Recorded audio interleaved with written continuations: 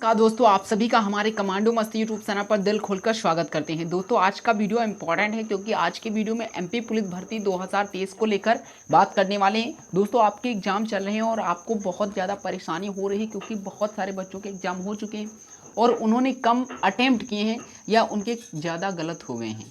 तो इसके ऊपर आज का वीडियो जो होगा वो इम्पॉर्टेंट होगा क्योंकि इसमें आपको बताएंगे कि फाइनल आपकी कट ऑफ कितनी जा सकती है, फिजिकल में कितने बच्चों को बुलाया जा सकता है, क्या फिजिकल में 49,000 बच्चों को बुलाया जाएगा या इससे भी ज़्यादा बच्चों को बुलाया जाएगा, इससे कम बच्चों को बुलाया जाएगा, इतने नंबर हैं तो क्या हम दौड़ना स्टार्ट कर दें। सब कुछ दोस्तों इस वीडियो में हम आपको बताने वाले हैं, तो वीडियो को सिर्फ और सिर्फ एंड तक ज़रूर देखना।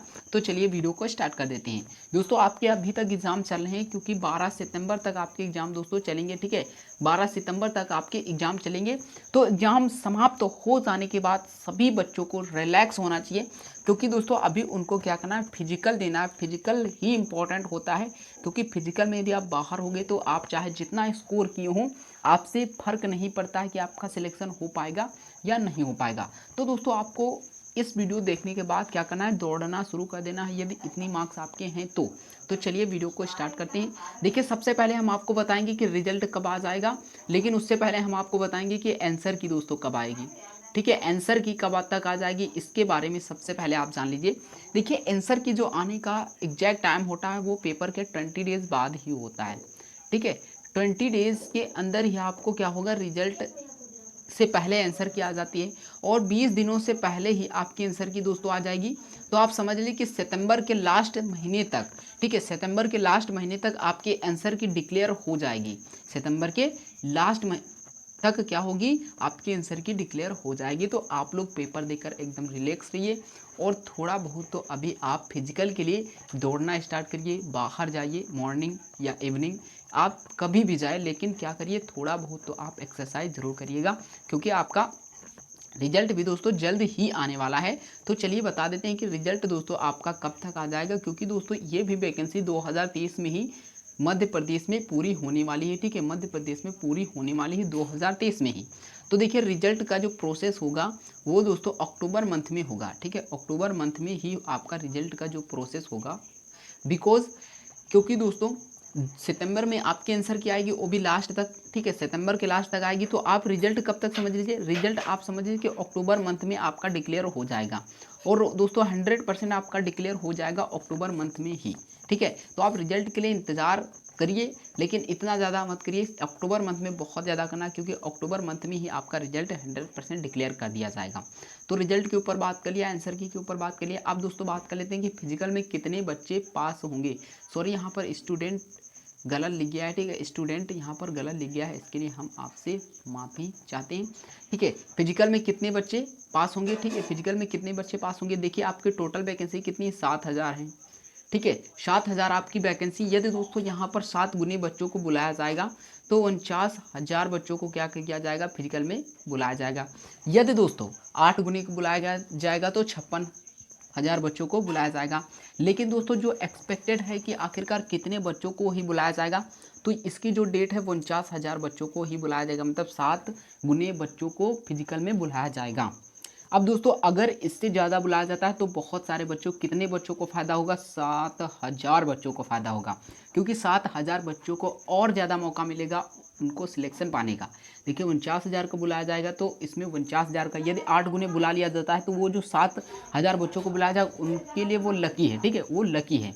तो हमारे हिसाब से दोस्तों 7 गुने ही बच्चों को बुलाया जाएगा। अब यदि आयोग कोई निर्णय ले लेता है, ठीक है, क्योंकि इलेक्शन दोस्तों होने वाले हैं, ठीक है, केंद्र सरकार के, तो हो सकता है प्रेशर आए केंद्र सरकार का और 8 गुने बच्चों को बुला लिया जाएगा। तो ये अगर होगा तो आप समझ लीजिए कि आपके लिए ही बहुत ही ज़्यादा महत्वपूर्ण है। अदरवाइज आप समझ लीजिए कि 49,000 बच्चों को ही फिजिकल में बुलाया जाएगा। अब दोस्तों जो पहली कट ऑफ आएगी वो फिजिकल की कट ऑफ आएगी, फिजिकल के कट ऑफ के बाद दोस्तों मेडिकल की कट ऑफ, फिर मेडिकल की कट ऑफ के बाद फाइनल कट ऑफ लगेगी, ठीक है। तो अभी हम दोस्तों आपको फिजिकल की बताएंगे और आपको इतनी ज़रूर बता देंगे कि आपके यदि इतने मार्क्स हैं तो आपका सिलेक्शन 100% हो जाएगा। तो फिजिकल में आप समझिए कि 49,000 के आसपास बच्चों को या इससे ज़्यादा बच्चों को बुलाया जाएगा।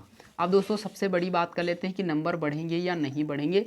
दोस्तों नंबर बढ़ने की जो चांस है वो है, क्योंकि दोस्तों नॉर्मलाइजेशन तो होगा ही, क्योंकि जो पेपर होता है वो अगर शिफ्टों में होता है, ठीक है, शिफ्टों में अगर होता है तो वहाँ पर नॉर्मलाइजेशन फॉलो ज़रूर किया जाता है, क्योंकि दोस्तों किसी शिफ्ट के जो क्वेश्चन होंगे वो हार्ड होंगे, किसी के दोस्तों लो होंगे, किसी के मीडियम होंगे। तो यहाँ पर आयोग किसी के साथ नाइंसाफ़ी तो कर नहीं सकता कि आपको बहुत कठिन पेपर दे दे और आपको बहुत इजी पेपर दे दे। तो यहाँ पर आयोग किसी के साथ धोखा नहीं करेगा।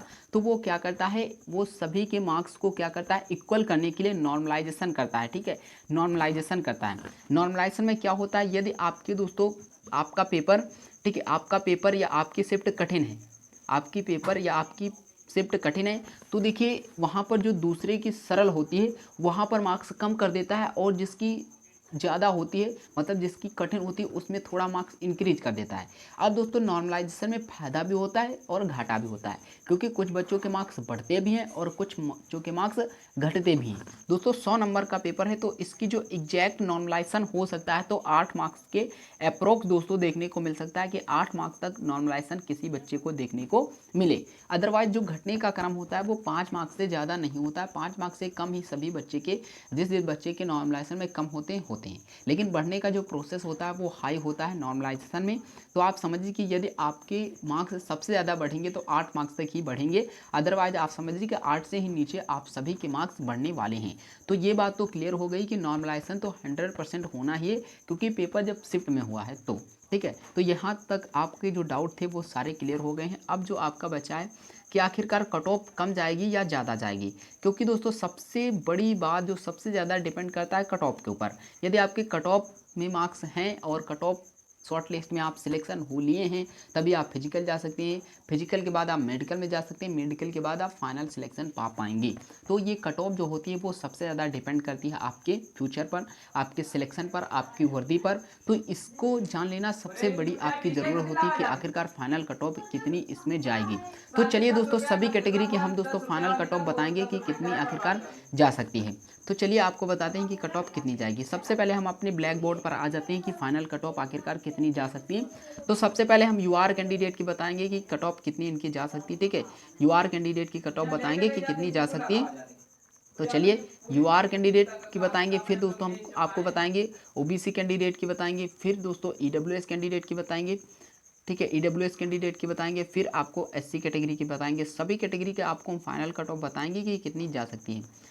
तो यदि आप दोस्तों यूआर कैटेगरी से बिलोंग कर रहे हैं तो आपके कितने मार्क्स हो, तो आपका 100% दोस्तों सिलेक्शन हो जाएगा। तो यदि आप मेल हैं, क्योंकि मेल की हम पहले बता रहे हैं, उसके बाद फीमेल के बताएंगे, और फीमेल की जो कट ऑफ है वो मेल की कट ऑफ से 5 से 6 मार्क्स या 7 मार्क्स से कम ही जाती है। यदि हम जितने मार्क्स मेल कैंडिडेट की बता रहे हैं, अगर आप फीमेल कैंडिडेट से बिलोंग कर रही हैं तो आपके इतने मार्क्स हैं तो आप 100% अपने आप को सिलेक्ट समझिए फिजिकल के लिए। फिजिकल में यदि आप पास होंगी तो मेडिकल में जाएंगी, मेडिकल में अगर पास होंगी तो आप फाइनल सिलेक्शन पाएंगी। तो आपको बता दें कि यूआर कैंडिडेट की कितने मार्क्स हैं तो उनका सिलेक्शन हो जाएगा। तो 68 से दोस्तों हम आपको जो बताएंगे वो एग्जैक्ट बताएंगे कि 68 से यदि आपके, ठीक है, 68 से लेकर 70 तक मार्क्स हैं तो आप अपने आप को 100% क्या समझ लीजिए, अपने आप को 100% सेफ समझ लीजिए। ठीक है, सेफ समझिए। ये दोस्तों फाइनल की बता रहे हैं, फाइनल में इतनी जा सकती है। हम दोस्तों आपको सबसे पहले फिजिकल में बताते थे कि कितने मार्क्स तक आपके यदि हैं तो आपका 100% सिलेक्शन हो जाएगा। तो आप देखिए, यदि आप यूआर कैंडिडेट हैं और फिजिकल के लिए तो 65 यदि आपके मार्क्स हैं तो आप 100% दोस्तों सिलेक्ट हो जाओगे, 65। और इसमें नॉर्मलाइजेशन ऐड है, ठीक है, नॉर्मलाइजेशन आपका ऐड करके हम बता रहे हैं। यदि ओबीसी कैंडिडेट हैं तो आपके यदि 63 के आसपास हैं, ईडब्ल्यूएस 63, क्योंकि ईडब्ल्यूएस और ओबीसी कैंडिडेट की ज़्यादा कट ऑफ में अंतर देखने को नहीं मिलेगा।